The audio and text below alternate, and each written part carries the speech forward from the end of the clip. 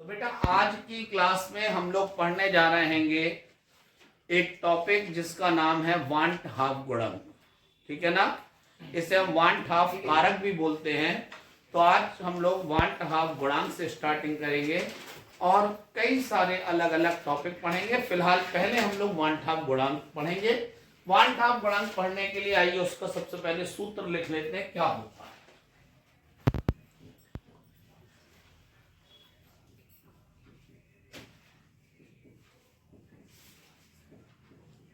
Want half गुणांक, बेटा want half गुणांक का सूत्र होता है आई बराबर कोई बात नहीं करेगा अणुसंख्यक गुण का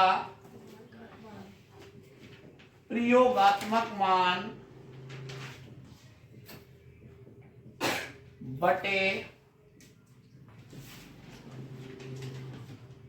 अणुसंख्यक गुण का। हाँ बेटा आ जाइए। सामान्य मान। तो I बराबर होता है अणुसंख्यक गुण का प्रयोगात्मक मान बटे अणुसंख्यक गुण का सामान्य मान। एक और फॉर्मूला लिखते हैं I बराबर पदार्थ के वियोजन या संगुणन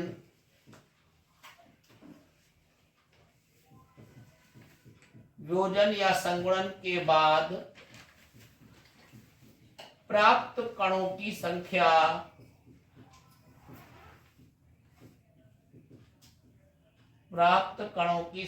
बटे कणों की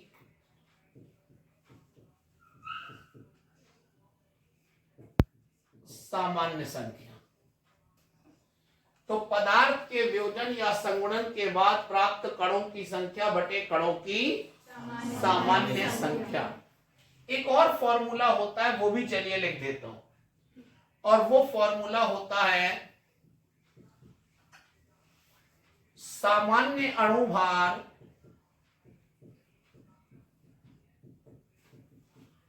बटे होता है अपसामान्य अणुभार। सामान्य अणुभार बटे होगा अपसामान्य अणुभार। और इन तीनों के आधार पर हम लोग परिभाषाएं पढ़ेंगे, डेफिनेशंस पढ़ेंगे। पहले आप सुने वांट हाफ गुणांक के बारे में शुरुआत करते हैं। वैज्ञानिक वांट हाफ ने किसी भी पदार्थ के वियोजन और संगुणन की सीमा को व्यक्त करने के लिए एक कारक I का प्रयोग किया जिसे हम वांट हाफ गुणांक या वांट हाफ कारक कहते हैं। तो वैज्ञानिक वांट हाफ ने किसी भी पदार्थ के वियोजन या संगुणन की सीमा को व्यक्त करने के लिए एक कारक I का प्रयोग किया जिसे हम वांट हाफ गुणांक या वांट हाफ कारक कहते हैं। I बराबर सूत्र होता है बेटा अणुसंख्यक गुण का प्रयोगात्मक मान बटे अणुसंख्यक गुण का सामान्य मान। और इसके आधार पर वांट हाफ गुणांक की पहली परिभाषा क्या बनेगी कि अणुसंख्यक गुण के प्रयोगात्मक मान और अणुसंख्यक गुण के सामान्य मान के अनुपात को, बटे को आप क्या बोलते हैं? बटे का मतलब होता है अनुपात। अनुपात को वांट हाफ गुणांक कहते हैं। तो अणुसंख्यक गुण के प्रयोगात्मक मान और अणुसंख्यक गुण के सामान्य मान के अनुपात को वांट हाफ गुणांक कहते हैं। दूसरा सूत्र I बराबर होता है पदार्थ के वियोजन या संगुणन के बाद प्राप्त कणों की संख्या बटे कणों की सामान्य संख्या। और दूसरी परिभाषा इस सूत्र के आधार पर बन जाएगी कि किसी पदार्थ के वियोजन या संगुणन के बाद प्राप्त कणों की संख्या और कणों की सामान्य संख्या के अनुपात को वांट हाफ गुणांक कहते हैं।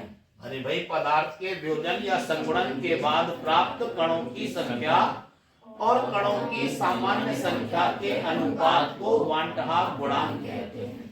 इसे I से प्रदर्शित करते हैं। हम चाहें तो एक और परिभाषा लिख सकते हैं किसी पदार्थ के सामान्य अणुभार और अपसामान्य अणुभार के अनुपात को वांटहार गुणांक कहते हैं। किसी पदार्थ के सामान्य अणुभार और अपसामान्य अणुभार के अनुपात को वांटहार गुणांक कहते हैं। मैं आपको एक बात बता दूं, तुम अगर परिभाषाओं को, अगर फॉर्मूलों को देखो तो इसमें सामान्य शब्द बटे में आ रहा है, इसमें भी देखो सामान्य शब्द बटे में आ रहा है, लेकिन इसमें सामान्य शब्द ऊपर आ रहा है। जानते हो ऐसा क्यों होता है? क्योंकि जो कणों की संख्या होती है वो अणुभार के व्युत्क्रमानुपाती होती है। कई बार लोग रटते हैं तो रटते समय उल्टा कर देते हैं, अब सामान्य अणुभार ऊपर कर देते हैं, सामान्य नीचे, लेकिन नहीं। या वो सोचते हैं यार यहाँ तो सामान्य नीचे, यहाँ भी नीचे, तो यहाँ भी नीचे ही आना चाहिए। नहीं, कणों की जो संख्या होती है वो अणुभार के व्युत्क्रमानुपाती होती है। समझ में आ रही ना?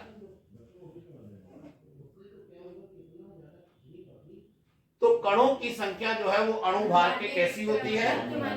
व्युत्क्रमानुपाती होती है। तो आपने देखा यहाँ पर हमने क्या बताया कि अणु संख्यक गुण के प्रयोगात्मक मान और अणु संख्यक गुण के सामान्य मान के अनुपात को वांटहार गुणांक कहते हैं। दूसरी परिभाषा सब लोग सुनेंगे, किसी पदार्थ के वियोजन या संगुणन के बाद प्राप्त कणों की संख्या और कणों की सामान्य संख्या के अनुपात को वांटहार गुणांक कहते हैं। तीसरा है, किसी पदार्थ के सामान्य अणुभार और अपसामान्य अणुभार के अनुपात को वांटहार गुणांक कहते हैं। ये हो गई परिभाषा। अब आगे समझते हैं। अगर वांटहार गुणांक का मान आपको 1 प्राप्त हो जाए तो इसका मतलब होता है कि पदार्थ का ना तो वियोजन हो रहा है और ना ही संगुणन हो रहा है। अगर वांटहार गुणांक I का मान 1 मिले तो इसका मतलब है पदार्थ का ना तो वियोजन हो रहा है और ना ही संगुणन। समझ में आ गई ना? तो अगर I का मान 1 आ जाए तो इसका मतलब है पदार्थ का ना तो वियोजन हो रहा है और ना ही संगुणन हो रहा है। अगर I का मान 1 से ज्यादा आ जाए तो इसका मतलब है कि पदार्थ का वियोजन हो रहा है। पदार्थ का क्या हो रहा है? वियोजन हो रहा है। और अगर मान लीजिए वांटहार गुणांक I का मान 1 से कम आ जाए तो इसका मतलब है पदार्थ का संगुणन हो रहा है। क्या हो रहा है? संगुणन हो रहा है। बात समझ में आ रही ना? तो कुल मिलाकर अगर वांटहार गुणांक का मान 1 आ जाए तो इसका मतलब है पदार्थ का ना तो वियोजन होता है और ना ही संगुणन होता है। अगर वांटहार गुणांक का मान 1 से ज्यादा आ जाए तो इसका मतलब है पदार्थ का वियोजन हो रहा है, और अगर 1 से कम आ जाए तो पदार्थ का संगुणन हो रहा है। समझ में आ रही है ना? क्या आप जानते हैं कि जो अणु संख्यक गुण हैं वो कौन कौन से होते हैं? मैं पहले बता भी चुका हूं। परासरण दाब, क्वथनांक उन्नयन, हिमांक अवनमन, वाष्पदाब अवनमन, इन सब पर हम जितने भी अणु संख्यक गुण होते हैं उन सब पर हम याद रखना है कि वांटहार गुणांक को अप्लाई कर सकते हैं। उन सब पर हम क्या कर सकते हैं?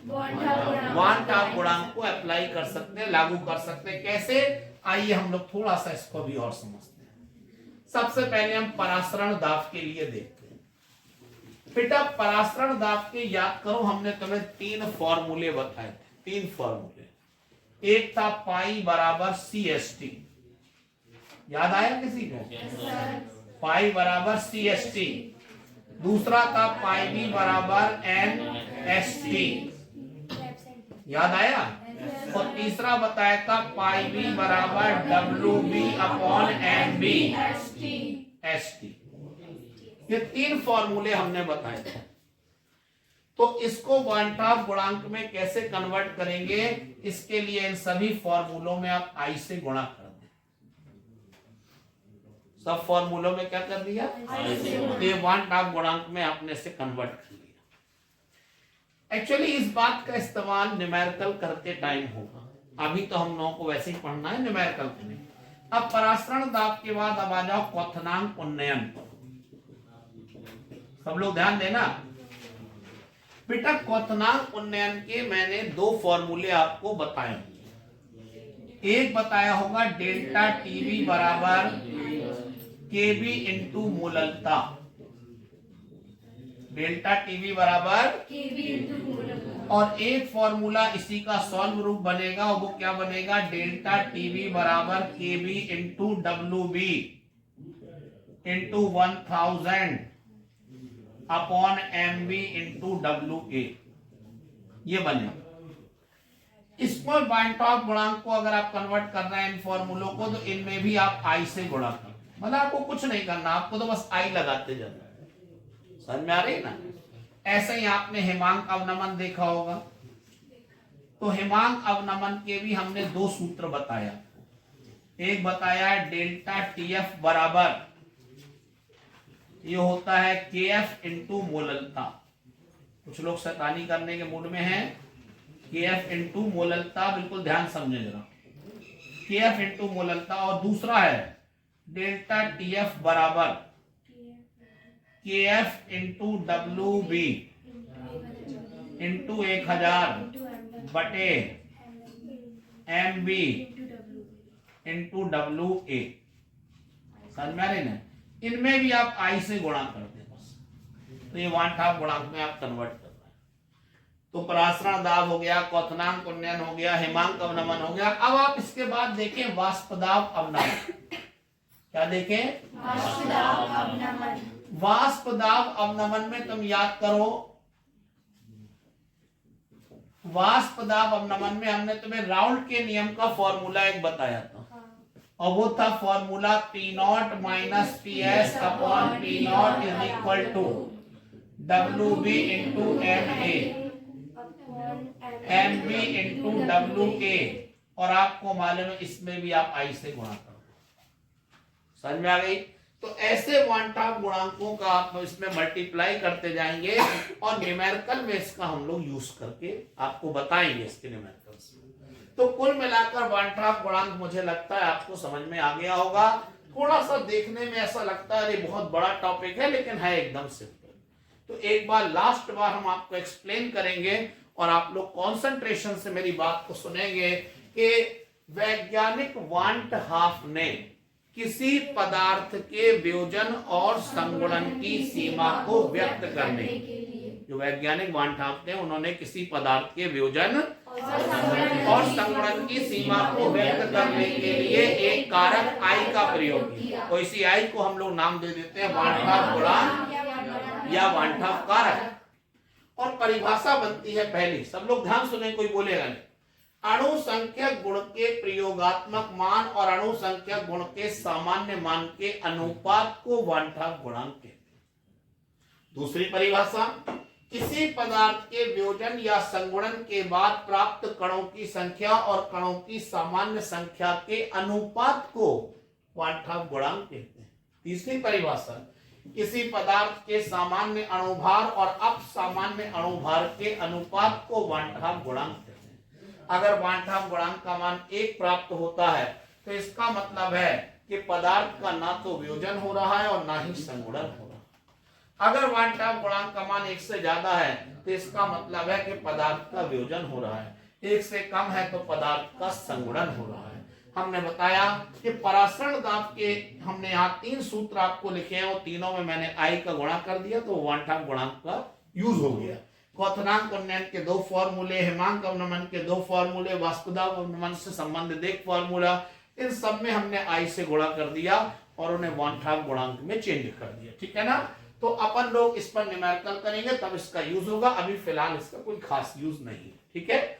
अब हम लोग आते हैं वांट हाफ गुणांक के बाद मैं अब आपको अगला इंपॉर्टेंट टॉपिक पढ़ाऊंगा। मैं चाहता हूं कि अब आप लोग पूरा कंसंट्रेशन लगा के इस टॉपिक को समझे। अगला इंपॉर्टेंट टॉपिक, अगला इंपॉर्टेंट टॉपिक है बेटा मोलल उन्नयन स्थिरांक क्या होता है। मोलल उन्नयन स्थिरांक, क्या आप जानते हैं इसका एक और नाम भी है, इसको इबोलियोस्कोपिक स्थिरांक भी बोला जाता है। क्या बोला जाता है? इबोलियोस्कोपिक। कई लोग तो बोल ही नहीं पाते इसे।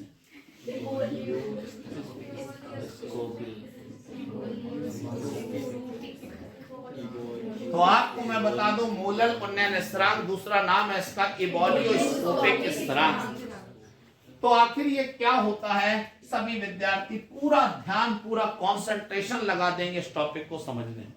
हम लोग लिखेंगे कि 1000 ग्राम विलायक में 1000 ग्राम विलायक में किसी आवाष्पशील